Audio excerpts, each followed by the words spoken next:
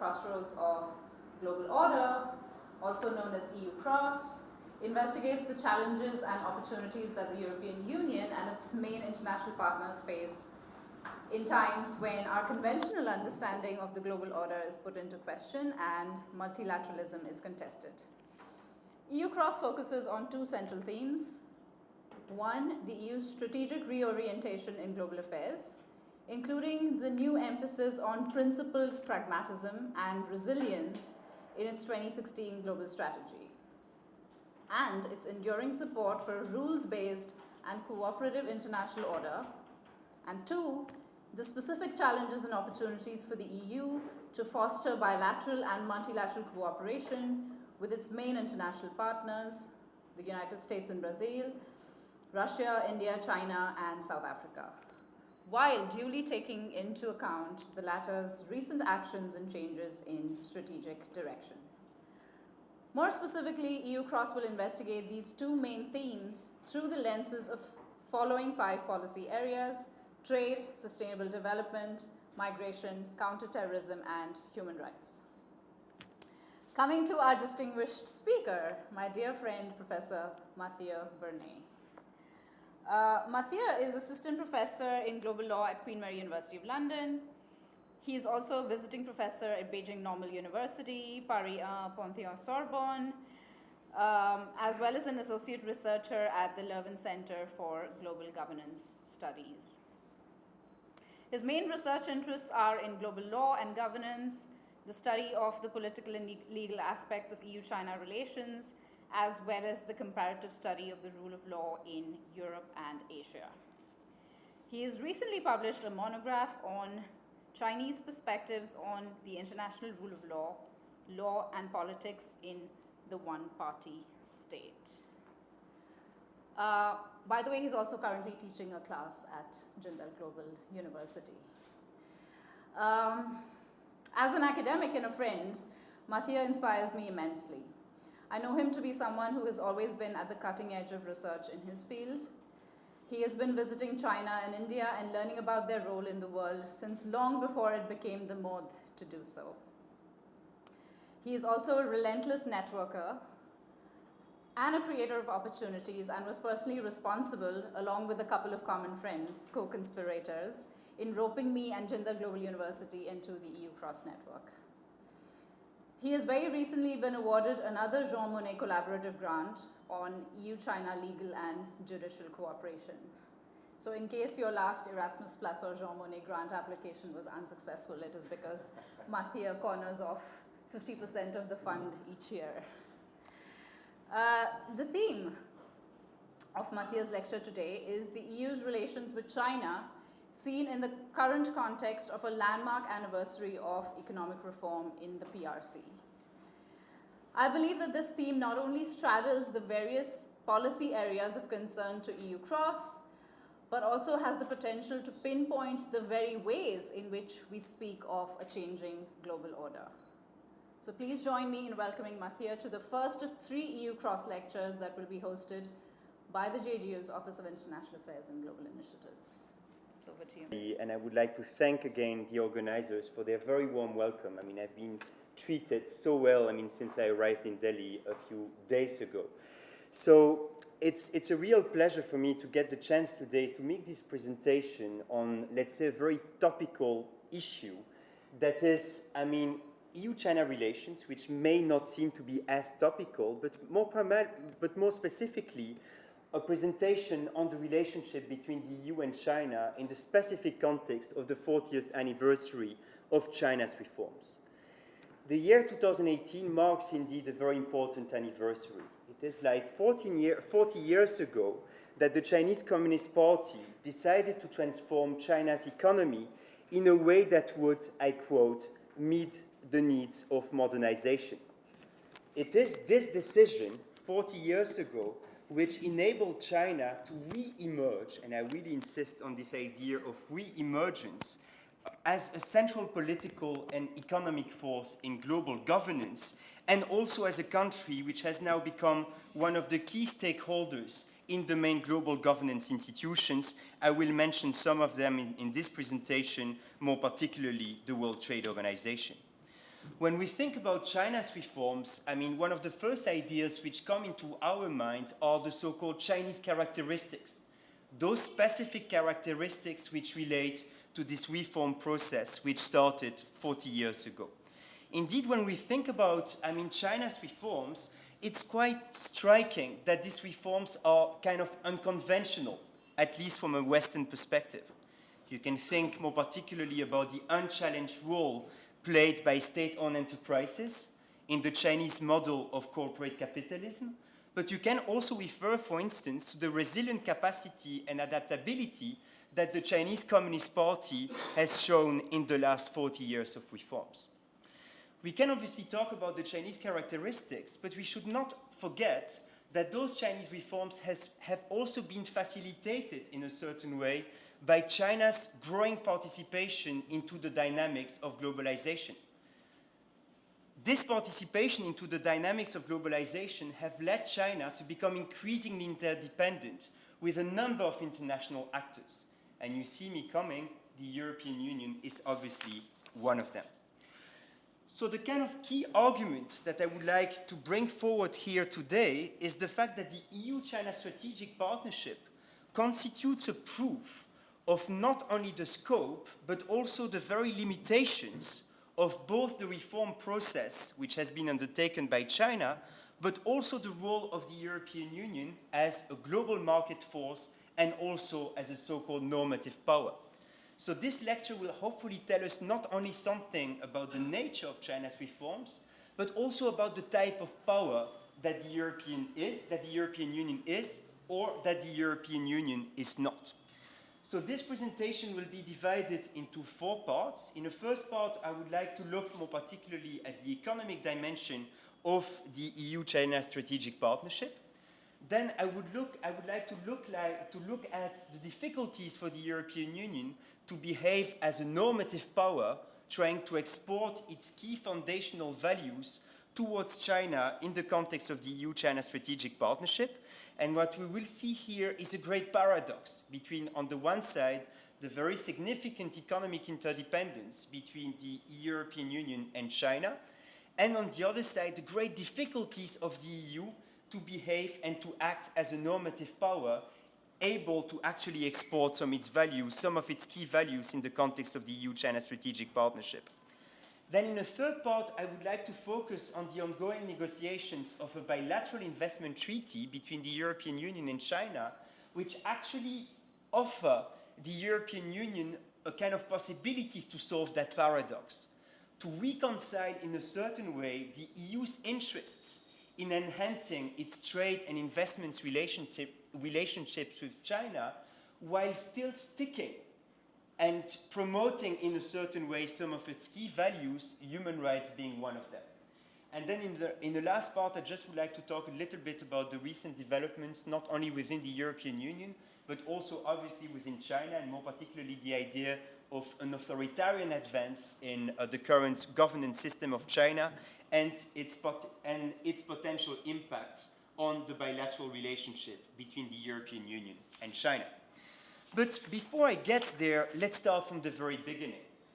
And by the very beginning, I mean the establishment of bilateral relationships between the European Union and China back in 1975. On this picture, I mean, you can see the well-trusted minister of Mao Zedong, Zhu Enlai, meeting, I mean, the first ever British commissioner, the first ever representative or appointed commissioner by the United Kingdom after the UK's accession, how funny it is, right, to the European Union back in the 1970s, so Christopher Soames. That was in 1975, and I just wanted to mention this quote of Zhu Enlai, who said back in 2075, "We support the peoples of Europe in uniting themselves to safeguard their sovereignty and independence. We are for the view that the cause of European unity, if it's carried out well, will contribute to the improvement of the situation in Europe and the whole world." The idea of this quote is really to show that China, from the very early days, has proved to be very supportive of the very idea of the European integration process. As early as the 1970s, China started to show a particular interest in Europe, which you can actually justify or explain by a number of factors. The fact that a number of leaders of the time, Deng Xiaoping being one of them, had spent quite some time in Europe, it's something which should not be understated. Also, the idea that as early as the 1970s, China was looking to acquire technology and markets in Europe, in addition to those in the United States, was obviously also an important factor. And last but not least, in the 1970s, China was obviously very much interested in the fate of the socialist countries in Europe, which also explains why the enhancements of bilateral ties between Europe and China was considered as something important from the Chinese perspective. Obviously, the relationship has gone a long way, right, since the 1970s. And here, what I would like to talk about is obviously the current situation. And if you want to understand the current situation, let me first say a few words on the kind of institutional structure of the relationship between the European Union and China. It is back in 2003 that the European Union and China decided to establish a so-called comprehensive strategic partnership, testifying of the fact that for both partners, at least in theory, the bilateral relationship is something which is considered important. On this graph, you can actually see the structure of the multiplicity of dialogues taking place at the bilateral level. And I guess that the first idea which comes into your mind is, wow, so many dialogues. And I take your point that too many dialogues kills the dialogues, right? Here we are talking about more than 60 bilateral dialogues, which are taking place under three main pillars. There is a political pillar, under which you have, among others, the human rights dialogue I will be talking about later on in this lecture. Then you have the economic dialogues, and then you have the so-called people-to-people dialogue, the idea being that the relationship between the European Union and China should not only be managed by diplomats, but that people like you and me, students, academics, entrepreneurs, should also participate, in the dynamics of, the EU-China strategic partnership through different means of track 2 diplomacy. So this is just to say a few words on the actual structure of the relationship. Now, the first key point which I would like to make here is that a significant part of the bilateral relationship between the European Union and China is centered around economic and commercial issues. A reality, a state of affairs, which tends to confirm in a certain way the idea of the European Union being primarily a market power. An idea which was developed, sorry for the brackets there, which is not with the reference here, which is not completed. So the idea that the EU's identity, both historically and presently, is crucially linked to its experience with market integration. And this is something that we can also see with the economic data. Nowadays, the European Union is the first economic partner of China. Let's never forget that. Before the United States, the European Union is the first economic partner of China. The other way around, China is the second main economic partner of the European Union. What is obviously quite striking when you look at those numbers is, I guess, the significant imbalance in the bilateral trade relationship between the European Union and China, with China exporting way more goods than the European member states are actually exporting to China. This trade deficit is obviously a significant issue, and both partners do have their own explanations. On the European Union side, there are obviously many complaints about market access issues in China, more particularly in the area of services. But you can obviously add to that the number of non-tariff barriers, also, the lack of respect of intellectual property rights, cash subsidies to Chinese companies, and you name them, right? On the other side, there is the Chinese argument to say that the European Union has become increasingly a protectionist actor, more particularly in certain key areas of the economy, for instance, green technologies. The fact that the European Union has become recently, and more particularly, I would say since 2010, particularly protective of its green industry in Germany, in the Netherlands, and in some other member states. In that context, China is still very much frustrated with the number of anti-dumping, investigations which have been initiated by the European Union, anti-dumping investigations which have been obviously very much facilitated since China's accession in the WTO back in 2001, thanks to the fact that China is not recognized by the European Union as a market economy. And maybe that you may know that according to China's term of accession to the WTO back in 2001, there was the idea that China would be automatically recognized as a market economy 15 years after the European Union, after China's accession to the WTO.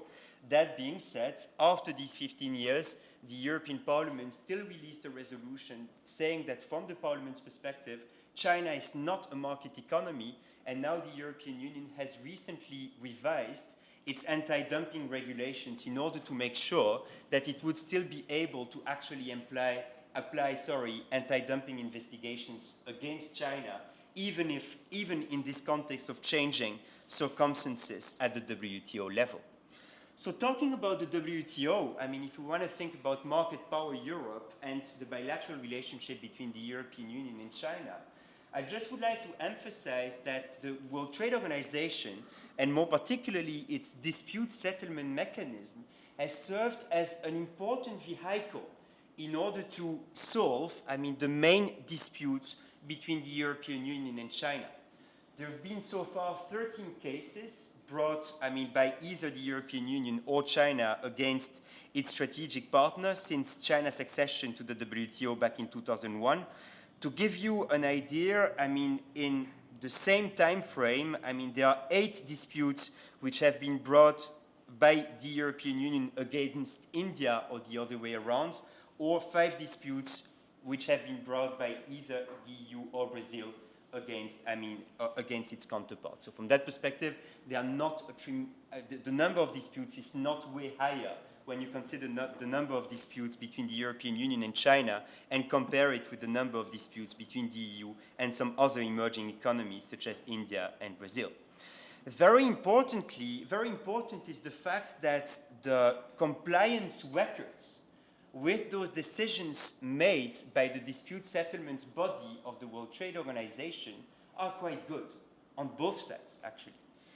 On those 13 disputes, there has only been one compliance panel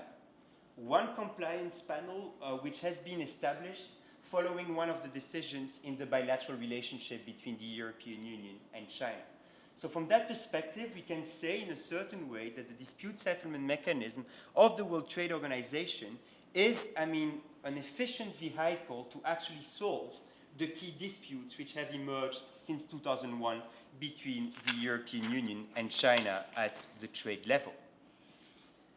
That's what I wanted to tell you about the economic relationship, which is at the very heart of the strategic partnership. Now, what about the EU's ability to project some of its key values? Values which are all enshrined, all encoded in one specific article of the Treaty of the European Union, that is Article 21 of the Treaty of the European Union, which very clearly says that across all its foreign policies, the European Union should try to promote a set of values. You name them: democracy, the rule of law, the universality and the indivisibility of human rights, fundamental freedoms, and so on and so forth. So this is actually a legal commitment to which the European Union is supposed to abide in its external relations, including with the People's Republic of China. A legal commitment which has led part of the literature to consider the European Union has a so-called normative power. By normative power, Jan Manners actually meant the fact that the European Union is a power which is primarily based on shared norms which are at the very heart of the acquis communautaire, which means, all the laws which have been adopted at the European Union level, and that it would be, those shared norms which define the very identity of the European Union, not only internally, but also as an external, as an international actor. And the point that I would like to make here is the fact that the EU-China strategic partnership has really tested the ability of the European Union to behave and to be successful as a normative power. So let's shift now to the EU-China strategic partnership, and I just would like to emphasize here that this commitment to actually promote certain values has been re-emphasized a number of times in a number of documents specifically focusing on the relationship with China. And I just would like here to mention, just among many other things, a communication by the European Commission to the European Parliament and the Council on elements, including elements for a new strategy on China, which makes it very clear that the European Union partnership with China should include the promotion of human rights, but also cooperation on the rule of law. So there is not only a very clear commitment within the treaties, but also in a number of policy documents which have been released by the European Commissions and all the other, European institutions. Now, what is taking place in practice? If we want to think about the practice and the actual reality of values promotion by the European Union in the specific context of its bilateral relationship with China, it is very clear and important to mention the fact that there has been a significant shift in the last few years. The engagement with China, more particularly in the area of human rights, has literally shifted from a very confrontational engagement, which took place more particularly in the very aftermath of the Tiananmen massacre back in 1989, massacre after which the EU did impose a number of economic sanctions, but also an arms embargo, which is still into place in the relationship between the European Union member states and China. The reality was also at the time that the European Union and its member states did seize every single opportunity to make reference to to the violations of human rights in China before the different UN forums. So that was the kind of reality in the 1990s. And then what we've seen as of, I would say, 1995, a kind of shift towards, let's say, quieter diplomacy. The idea was to have a less confrontational engagement in order to promote values and human rights, more particularly in the context of the EU-China strategic partnership. It is really in that kind of context that one should consider the establishment of a bilateral human rights dialogue, which has been taking place normally on an annual basis since 1997. I say normally on an annual basis in the sense that in the last few years, the dialogue has been cancelled several times by China. And I will come back in a few minutes, obviously, on the kind of difficulties encountered in that dialogue. But what's very clear is that this dialogue taking place at the diplomatic level, at the bilateral level, does testify of the fact that there has been a kind of shift from confrontation to, let's say, what was aimed to be a more constructive dialogue on human rights between the European Union and China. Given the number of difficulties encountered into that specific dialogue, the European Union has also tried to find new entry points, new ways to engage China with regard to those different values included in Article 21 of the Treaty on the European Union. And it is really in that context that one should consider the establishment of a so-called legal affairs dialogue back in 2016. To make a long story short, the idea of the European Union was initially to replicate a German experience, which was the idea of having a rule of law dialogue which has existed actually between Germany and China since 1999. As you can see, there has been a kind of shift in the denomination of the dialogue. So initially the idea was to call it a rule of law dialogue, but then the Chinese refused to call it a rule of law dialogue. Quite interesting, right? Knowing this kind of discourse or narrative on building a socialist rule of law with Chinese characteristics. And now it's actually called a legal affairs dialogue, which, I quote, starts from the recognition that it is necessary to deepen the understanding of each other's legal system, and there was indeed a need to establish an EU-China legal affairs dialogue for policy exchanges, mutual learning and cooperation in legal affairs.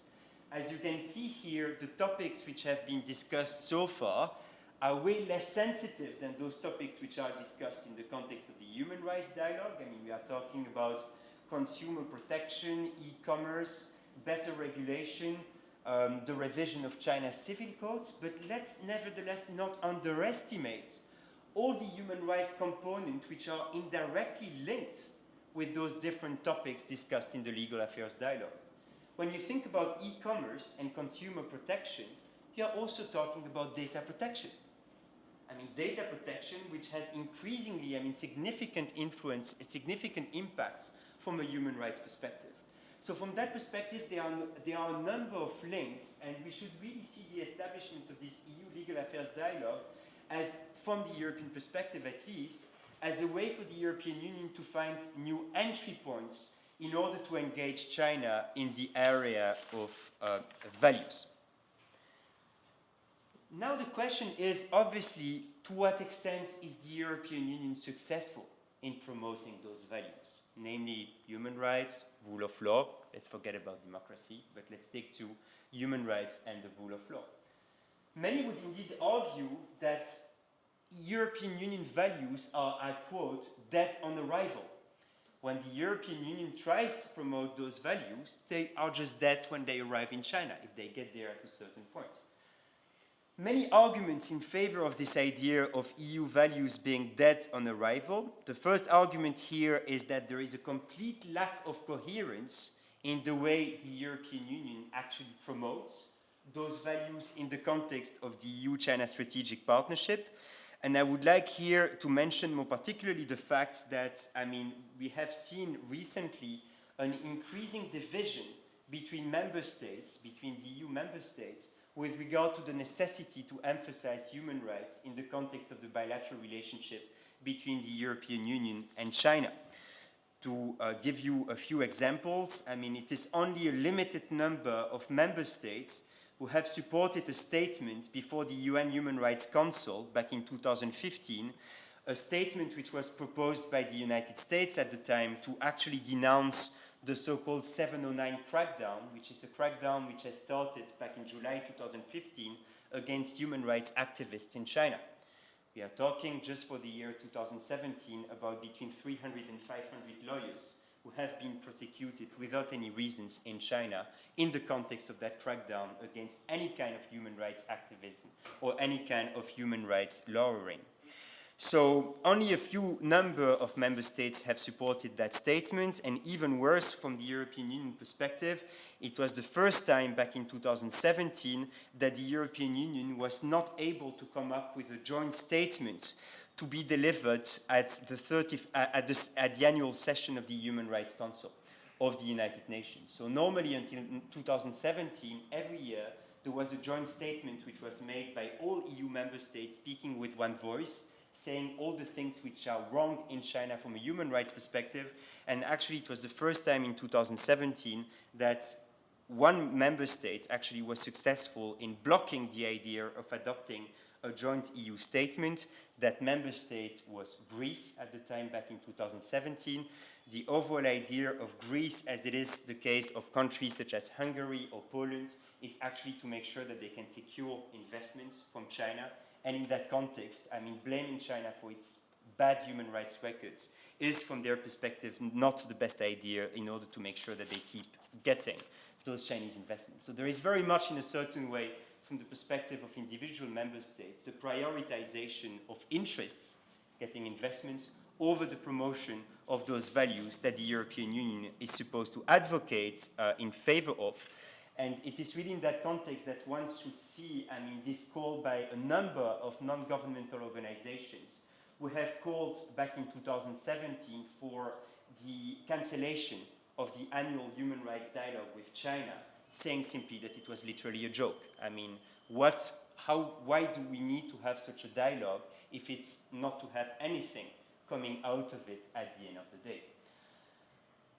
Also, one of the reasons, obviously, which is linked to this idea of EU values, being dead on arrival, does relate, to the evolutions or to the actual state of affairs of China's domestic legal system. The fact that there have been recently, even a more significant rejection of Western values. I mean, a rejection which was made very clear, I mean, in an intra-party document which has been called Document 9, a document which was circulated in the aftermath of the 2014 annual plenum of the Chinese Communist Party, and a document which made it clear that the promotion of so-called universal values are an attempt to weaken the theoretical foundation of the party's leadership. So from that perspective, I mean, the promotion of universal values, human rights, freedom of the press, NGOs as they are understood, I mean, in the Western liberal democratic world, have become ideas which have become even more controversial than they actually were in China until a few years ago. So it's quite a negative picture, right? I mean, and from that perspective, there are many arguments in favor of the idea of saying that those EU values would actually be dead on arrival. Now, you can also find, I mean, a number of arguments in favor of the idea of the European Union doing these things, right? To keep trying to promote those values. First of all, there is the idea of maybe that socialization is not the right word, but at least to oblige China to at least coordinate on those issues. When you have the annual human rights dialogue between the European Union and China, China is forced in a certain way to come up with a joint answer. A joint answer which is, I mean, the fruit of a balance between the different ministries, the State Council, the Foreign Ministry, and all the other departments of the Chinese government involved in human rights related issues, which is obviously already quite a step. There is also the idea that China has also become increasingly critical about existing human rights violations within the European Union. So recently, I mean, you've seen changes in which the human rights dialogue is no longer only about the European Union blaming China for its human rights violations, but on the other side, you have China blaming the European Union, for good reasons in a way, for some of the human rights violations taking place in certain member states, the rights of the Roma people, I mean, the whole human rights related, the whole, I mean, migration crisis related human rights issues, and you name them, right? Then we should also not underestimate the importance of quiet diplomacy, and more particularly, I mean, the European Union has been doing quite a lot of quiet diplomacy to actually support a number of those human rights lawyers I've been referring to, I mean, making visiting them in prison, attending their trials and stuff like that, which has, in a certain way, also an impact from a human rights perspective. But let's say that very clearly, and this is the argument that I want to put forward here, there is the idea of the EU-China strategic partnership really testing the ability of the European Union to be an efficient normative power able to project some of its values in the context of the EU-China strategic partnership. Now, the argument that I would like to make here is, how can we reconcile? How can we solve this paradox? The fact that on the one side we have a growing economic interdependence between the European Union and China, confirming the very economic nature of the European integration process, but also China's reforms process. And on the other side, how can we reconcile this state of affairs with the idea that, according to the treaties at least, the European Union is supposed to promote those values included in Article 21 across all its foreign policies. And here I just would like to emphasize the fact that the ongoing negotiations of a bilateral investment treaty between the European Union and China could be that kind of entry point, a kind of possibility in a certain way to reconcile the promotion of values with the defense of the interests, not only of the European Union, but also with the interests of the member states. And to be able to get to that point, I just would like to start by showing you, I mean, two graphs. I mean, this graph, I mean, does represent, I mean, the actual state of Chinese investments within the European Union, that's in red, and then in blue you see the value of EU FDI transactions in China. As you can see, I mean, there are way more Chinese investments in the European Union than you do have European investments in China. And as you can see, quite interestingly, is that, I mean, it's really after 2011, which marked the so-called a sovereign debt crisis in a number of member states, that we've literally seen a surge in Chinese investments in a number of member states of the European Union. And just to be a little bit more specific about that, I just wanted to show you this graph in order to identify the main destinations of those Chinese investments across the EU member states. I mean, in red here, you can see the Chinese investments in the big three countries, namely France, the United Kingdom, and Germany. So as you can see, I mean, there is still a big majority of the Chinese investments taking place in those well-established, stable economies, namely Germany, France, and the United Kingdom. But what we've also seen recently is quite an increase in the investment stocks, more particularly in Southern Europe, here in yellow, and also, I mean, in Central and Eastern Europe, which you can see here in brown, okay? So we've really seen a surge of investments, more particularly in the areas of manufacturing, agriculture, and infrastructure in countries such as Greece, Hungary, and Poland. So though, I mean, the majority of the investments is still directed towards the big member states, we can also see here that China is trying to diversify a little bit its investments across a greater number of member states. The whole point of this argument on the EU-China BIT starts from a new reality. A new reality that is the fact that it is only recently that the European Union has gained the power to negotiate bilateral investment treaties. Until the adoption of the Lisbon Treaty back in 2008, it was indeed the member states who had the power to negotiate bilateral investment treaties with external partners. So today, you still have 27 bilateral investment treaties between individual EU member states and the People's Republic of China. Don't ask me why, but Ireland doesn't have a bilateral investment treaty with China. I don't know the reason for that, but there are 27 member states who have already a bilateral investment treaty with China, but now since the adoption of the Lisbon Treaty, there is the idea that it is now the European Commission who has the power on behalf of the member states to negotiate bilateral investment treaties, and the European Union actually started negotiating a bilateral investment treaty with China a few years ago. Now, as you can easily imagine, as a new competence, as a new power at the European Union level, the EU needs to wonder what they want to include in these bilateral investment treaties. So from that perspective, the overall normative scope of the bilateral investment treaty is still a big question. It's the first time that the European Union negotiates a standalone bilateral investment treaty with a third actor. You have a number of free trade agreements which have been recently negotiated by the European Union, which include an investment chapter, but this is the first time that there is a standalone investment agreement negotiated by the European Union. And if we want to understand, I mean, this significant question, it is very important to recognize a global trend. A global trend in which bilateral investment treaties, in particular, or international investment agreements in general, have been recalibrated. There is more and more this idea that bilateral investment agreements should not only be about investments. There is more and more the recognition, and India is obviously, when you think about the India model BIT, it's a key example that BITs are also there to make sure that the state can protect human rights, can protect a certain level of corporate social responsibility, a certain level of environmental protection, a number of areas which are obviously very much influenced by foreign direct investments.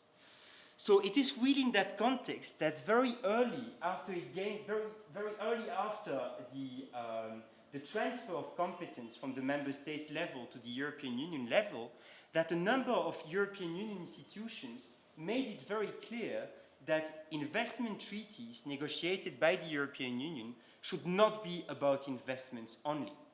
And this is a sharp contrast with the past practices of the member states. If you look at the existing BITs between, I don't know, Germany and China, Italy and China, there is no reference to environmental protection, there is no reference to CSR, there is no reference to human rights. But now there is a treaty-based obligation for the European Union to adopt a comprehensive approach towards the negotiation of those bilateral investment treaties. You remember Article 21 of the Treaty on the European Union.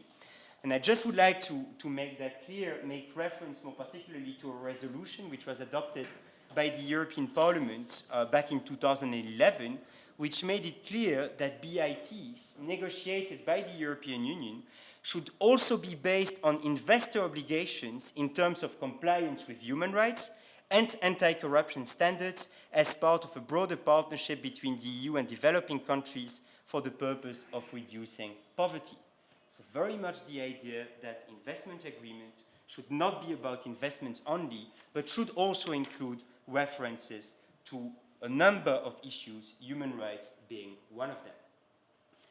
Now, obviously, as you can easily imagine, it's not that easy, right? How can the EU make China accept to have references to human rights included in the bilateral investment treaty? When I'm talking about references to human rights, you can think of different solutions, right?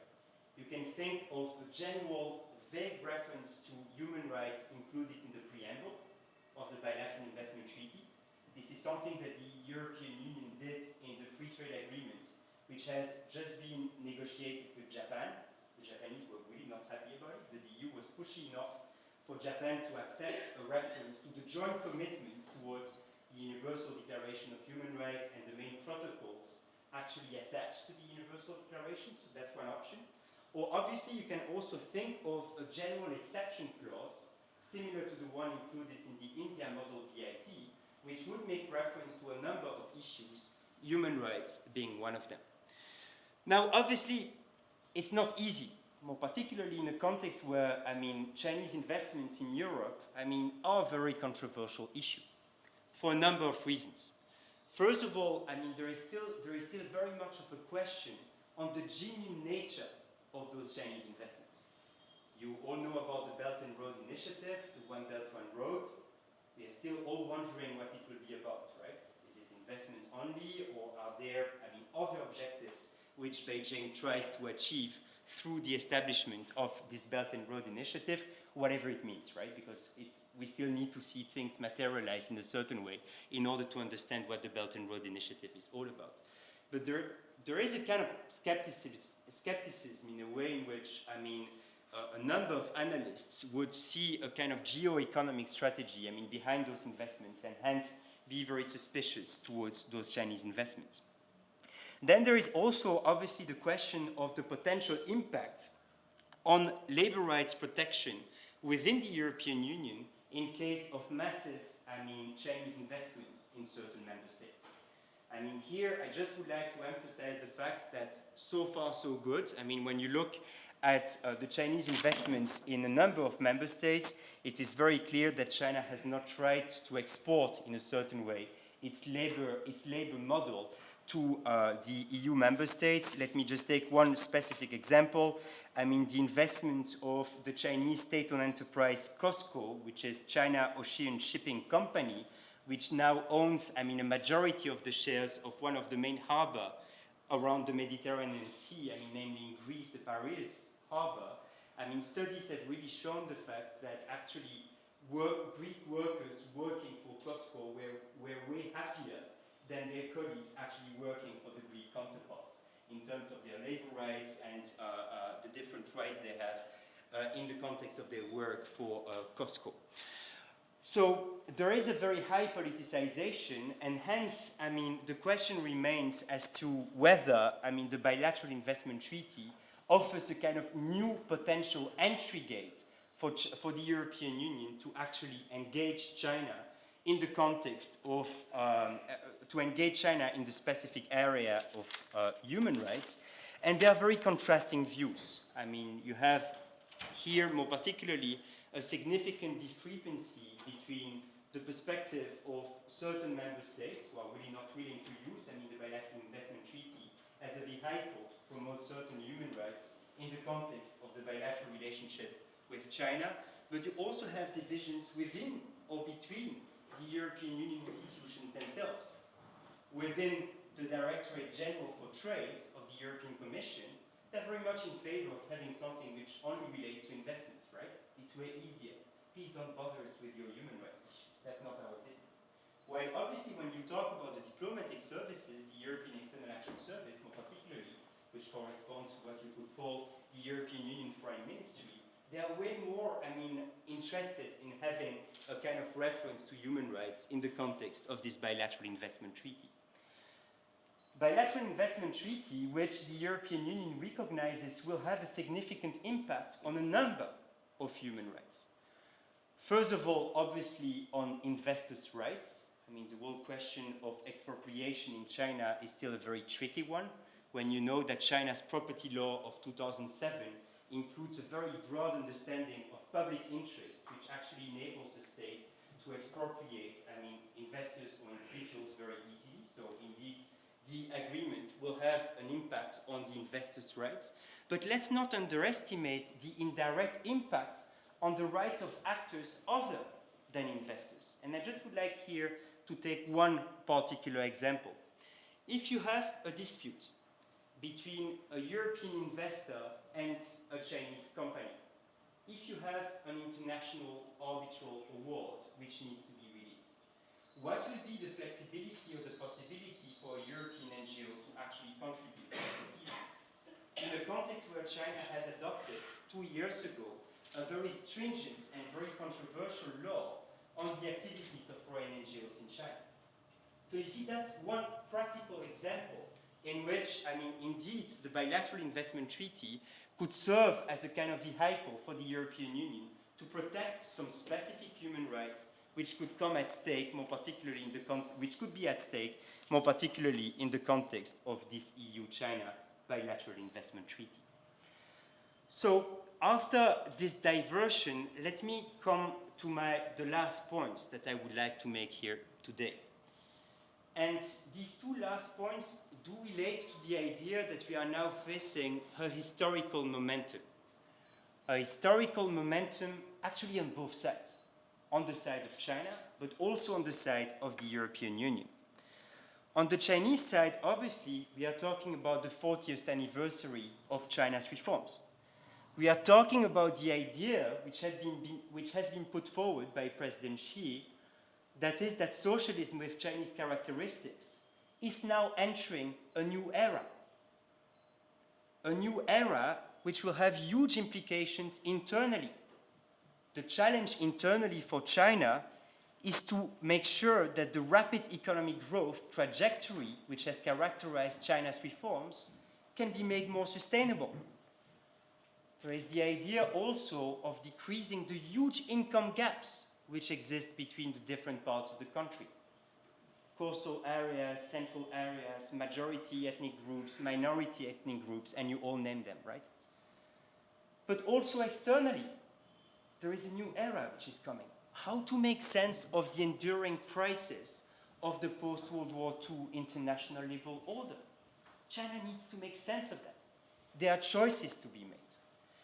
And these choices, more particularly in view of recent political changes within China, have led a number of analysts to talk not about a new era, but rather about the end of an era. The fact that the 40th anniversary of China's reforms would actually mark the end of the reform era. And I just would like here to make reference to a book which has been published by Fordham Law School professor Carl Minzner like a month ago. It's an OUP book which I would really recommend. It's also a very easy read. The title of the book is The End of an Era. And the book does focus on what Minzner and a number of other analysts call the authoritarian revival in China. No doubt that China has always been, since 1949, a one-party state. But we are still now witnessing new trends, new realities, or maybe you could also say the return of certain realities which had disappeared since the establishment of the reform process, which Deng Xiaoping started at the end of the 1970s. Let me just take a few examples. A few months ago, Article 79 of the PRC constitution was amended. The limit of two 5-year term mandates for the Chinese presidents was repealed within the Chinese constitution. It's a huge change in comparison with what characterized China's governance system since the beginning of the reform era. We are no longer talking about a one-party state which is characterized by a collective leadership. You may be a one-party state, but still rely on a number of individuals. We are now talking about the concentration of power, which we had not seen actually for a number of years, which leads a number of analysts talking about a revival of the past in a certain way. A revival, more particularly, of what was known under Mao Zedong between 1949 and 1976. Another tendency which would testify to this authoritarian revival does relate to a number of new laws which have been adopted within China. You can think of the 2015 new national security law. You can think of this 2016 law on foreign NGOs. I mean, a number of laws which have actually created a shrinking space for contestation and challenges to the governance system as it is foreseen by Xi Jinping and its current administration. I'm not saying that everything was rosy and beautiful before that, but at least there was a little bit more space. If you look at human rights lawyers, for instance, until, I would say, the year 2010, there was some space for those human rights lawyers to act. I mean, they were not prosecuted, they were not put under house arrest, their families were not torn apart, they were not tortured, they did not disappear, they did not die. These are the realities of human rights lawyers in China today. And this is a trend which has just started a few years ago. So what I mean here is that China now is no longer trying to dilute those so-called Western values. It is just rejecting them. And that's a kind of important shift. And then obviously there is the fact that China has lost patience in a certain way.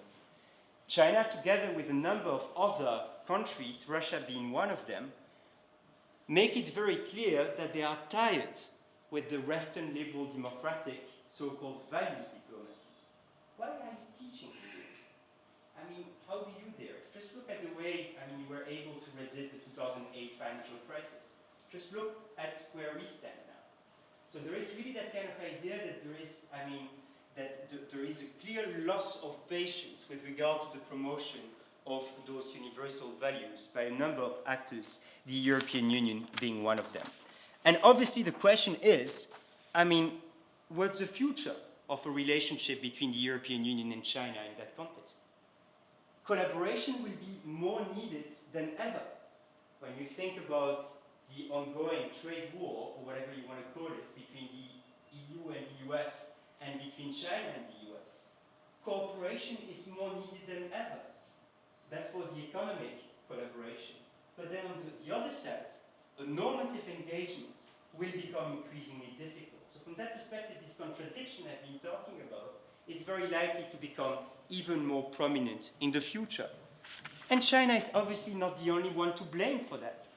There are so many issues that the European Union is facing internally. It's the first time that I mention it in this lecture, Brexit. Coming from London and coming from Belgium myself, Brexit is obviously, an important issue, but there is the question of what the future of the European integration process will be made of. What we hear now is the idea to institutionalize a multiple speed Europe. The fact that Europe would be made of different groups. That's the idea of French President Macron, who would like to divide Europe, into 4 to 5 groups with some core member states, which would actually deepen the integration process. These member states include, the usual suspects of funding countries of the European Union, like, Germany, France, Belgium, Luxembourg, and the Netherlands more particularly. But the main point which I would like to make here relates to the numerous challenges which relate to the very normative identity of the European Union. The problem does not only relate to the ability of the European Union to promote those values included in Article 21 of the European Union. In today's European Union, the challenge is primarily about making sure that those values, human rights, the rule of law, and democracy, are respected within the European Union.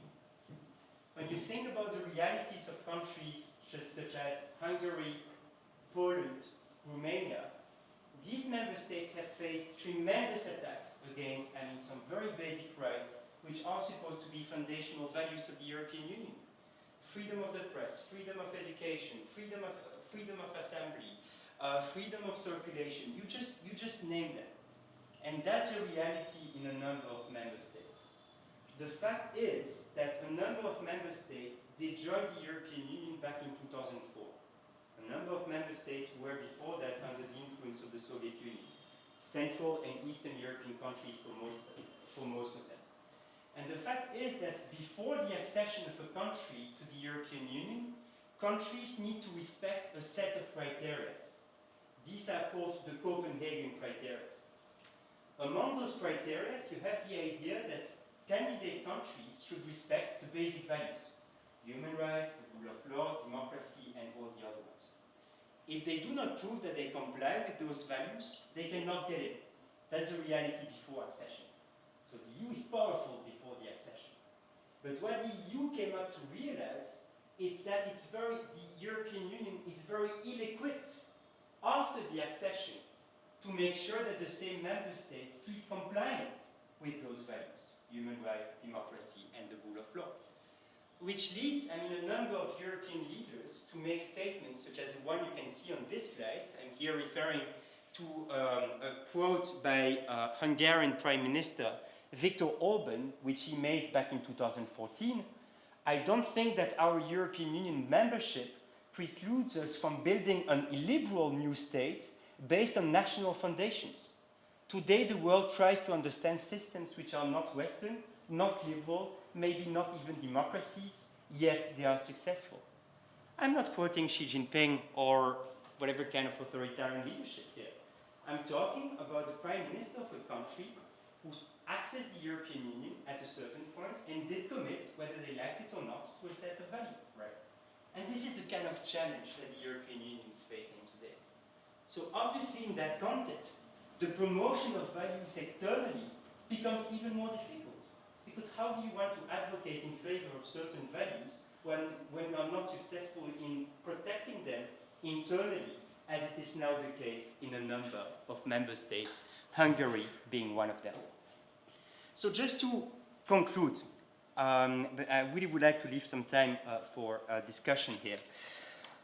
Just to sum up, the key arguments which I wanted to present today. The first one is that I think that the European Union-China strategic partnership is a good story, or has a good story to tell us about the scope and limitations of China's reforms, which have been primarily economic reforms and not really political reforms, but also a good story about the ability of the European Union to be more than a market power, and in this specific case, to be a normative power. Then the second key argument was the idea that the BIT negotiations with the People's Republic of China are, I think, a significant test case. A significant test case in which the European Union has the possibility to try to reconcile the protection of its key interests, attracting as many Chinese investments as possible, with the promotion of some of its key values. And this could be actually what was meant in the global strategy, a concept that Kellyanne did refer to in her kind introduction, to the idea of principled pragmatism. The fact that the European Union indeed should try to promote its values, but that it should not forget about its interests. That's, I think, the whole idea of principled pragmatism. How can we reconcile the defense of EU interests with the very normative nature of the European Union as it is anchored in the treaties which are at the very heart of the European Union legal order. Now, that being said, I just would like us to always keep in the back of our head the fact that all these developments, and more particularly the ability that the European Union and China will have to reinvent their bilateral relationship, in a way in which hopefully they can reconcile in a certain way those contradictions I've been talking about, will be very much conditioned to the evolution of this so-called crisis of the post-World War II international liberal order. Because what are we talking about here? We are talking about the future of liberal values, the future of universalism, and also the future of the relationship between the key stakeholders in the global arena. And you can obviously name them: emerging powers, BRICS, United States, and maybe the European Union. But I would like to leave a question mark here. I thank you very much for your attention, and please do not hesitate to ask